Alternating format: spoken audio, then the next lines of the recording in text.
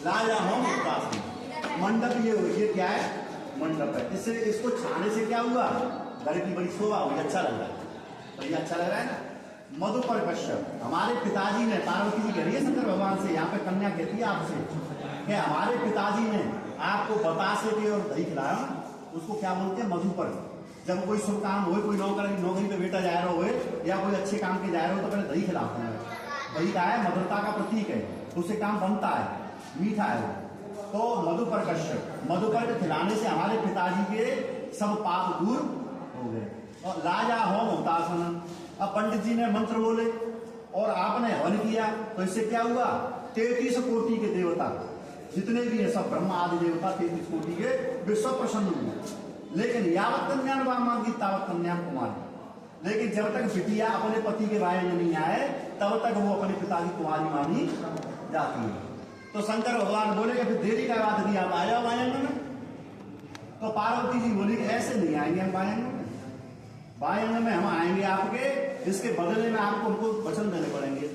तो ये मांगे लो, कितने वचन मांगेंगे?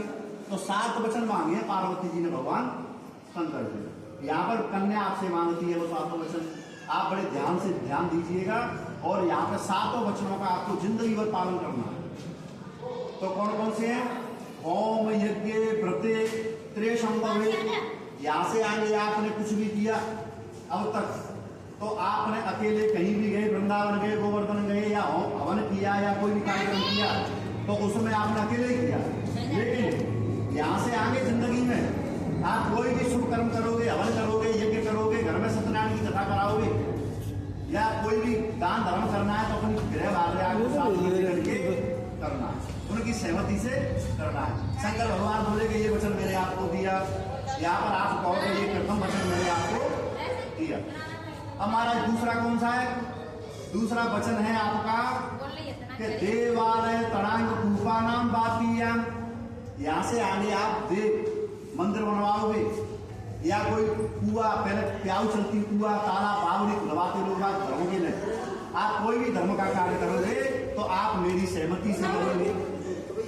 शंकर भगवान ने कहा कि मैंने ये आपको दिया। अब महाराज तीसरा वचन कौन सा है? गोमस्याद पंचानाम पशुनाम क्रय विक्रय, 5 प्रकार के पशु होते हैं, हाथी, घोड़ा, ऊंट, भैंस और गाय। ये 5 प्रकार के आप पशु बेचोगे, खरीदोगे तो वो आप मेरी सहमति से करोगे। ये तीसरा वचन भी मैंने आपको दिया। चौथा कौन सा है महाराज? युवावस्था वृद्धावस्था त्रिशंभवे, आदमी की 3 अवस्थाएं होती हैं। कौन कौन सी? जवानी और बच्चापन और जवानी और बुढ़ापा। तो बच्चापन तो उनका अपने पिताजी के घर में निकल गया, आपको तो कोई कष्ट हुआ नहीं, माता पिता ने पाला पलोसा, पढ़ाया लिखाया है। अब यहाँ से आगे आप जैसे आपने मेरी जवानी में आपने प्रेम किया, ऐसे ही ऐसा नहीं है कि वृद्धावस्था देख के मुंह मोड़ जाए। रोग में, दुख में, दर्द में, किसी में भी आपकी ये सहभागिनी है। आप जीवन पर्यंत तक आप इनकी लालना पालना पोषण दवाई जो कुछ भी करोगे आपको यहाँ से आपकी जिम्मेदारी आप कराओगे सब। ये भी वचन मैंने आपको दिया। तो 5वां कौन सा है? अन्य सखी से गेह प्रतिष्ठान प्रभु मही, यानी साल भर में कितने महीने होते हैं? 12 महीने। और 12 महीनों में 2 ऋतुएं होती हैं, 6 ऋतु होती है ना, बसंत ऋतु, ग्रीष्म ऋतु, शरद ऋतु, ऐसे ऋतुएं होती है। अब उन ऋतुओं में वस्त्र आभूषण इत्यादि अलग अलग होते हैं। गर्मियों में सब ठंडे कपड़े चलते हैं और सर्दियों में गर्म कपड़े चलते हैं। तो ऐसा नहीं है कि गर्मियों में साथ गर्म कपड़ा ले आए, तो आप ऋतु के अनुसार वस्त्र और आभूषण आप इनको उपलब्ध कराओगे। ये भी वचन मैंने आपको दिया है। प्रिय, मैं आपको वस्त्र आभूषण और खाना भोजन जैसा समय होगा उस तरीके से मैं आपका पालन पोषण करूंगा। 6वां कौन सा? एहम नो लज्जायाम रक्षायाम, आप कोई भी परिस्थिति आ जाए संसार में तो आप उसके लिए अपनी पत्नी की रक्षा करोगे। ये भी वचन मैंने आपको दिया। 7वां बहुत मोस्ट इंपोर्टेंट है, यानी बहुत महत्वपूर्ण। कौन सा है?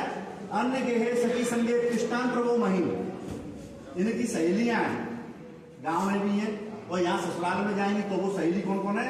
देवरानी, जेठानी, ये सब जो हमको चलना सिखाए, जो गृहस्थी में हमको अकल दे, जो हमको सब संसार का ज्ञान कराए, वो हमारी सखी है, मित्र है, हमारा सहेली है हमारी। तो इनसे कोई अपराध बन जाए, कोई गलती बन जाए, गलती करना मानवीय स्वभाव है भाई, मनुष्य का स्वभाव है गलती करना, उससे हो जाती है। लेकिन आप सबके सामने इंसल्ट नहीं करोगे, ऐसा नहीं है कि सबके सामने बता दिया उल्टी सीधी कह रहे साहब, नहीं। यदि गलती बन गई है तो आप उनको एकांत में ले जाकर के समझा दो, लेकिन सबके सामने इंसल्ट नहीं करोगे।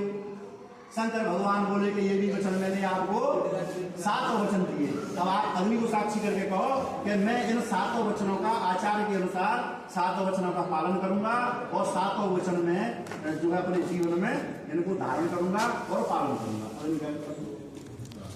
ओके।